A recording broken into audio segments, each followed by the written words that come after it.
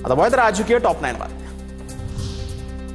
राहुल गांधींचे लोकसभा अध्यक्ष ओम बिर्ला यांना पत्र, पुराव्याचं प्रमाण देऊनही मला बोलण्यापासून रोखलं, हा लोकशाहीवरील कलंक, त्याचा तीव्र निषेध करतो। राहुल गांधींची प्रतिक्रिया।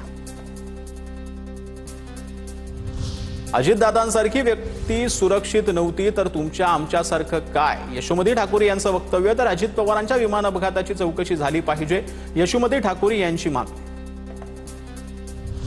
महायुतीसमोर कोणाची डाळ शिजणार नाही, निलेश राणे एकत्र आहे। सिंधुदुर्गामधील सभेमध्ये एकनाथ शिंदेंचं वक्तव्य। केंद्राच्या बजेटमध्ये मोदींनी कोकणाचा विचार केला, आम्ही पण कोकणावर बारीक लक्ष ठेवून आहोत, शिंदेंची प्रतिक्रिया।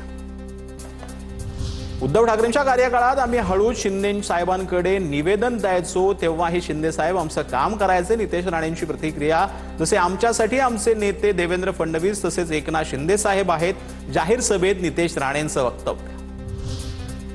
सिंधुदुर्गातील प्रचार सभेतून शिवसेना नेत्यांकडून नितेश राणेंचं कौतुक। समन्वयात गालबोट लागलं नाही याचं श्रेय नितेश राणेंना जातं, पालकमंत्री जिल्ह्याला काही कमी पडू देत नाहीत, निलेश राणेंची प्रतिक्रिया। सावंतवाडीतील बंडखोरी पालकमंत्री नितेश राणेंनी कमी केली, केसरकरांचं वक्तव्य।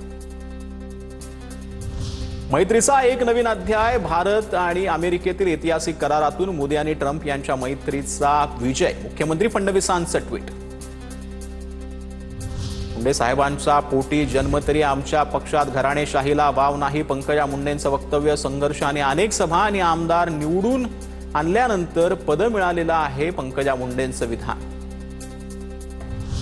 धैर्यशील मोहिते पाटलांच्या सोलापूरचे पालकमंत्री जयकुमार गोरेंवर निशाणा। 2009 आधी बाहेरचा पालकमंत्री नव्हता, त्यामुळे निधी मिळायचा, निधी कसा आणायचा यासाठी आम्ही खंबीर, धैर्यशील मोहिते पाटलांचं वक्तव्य।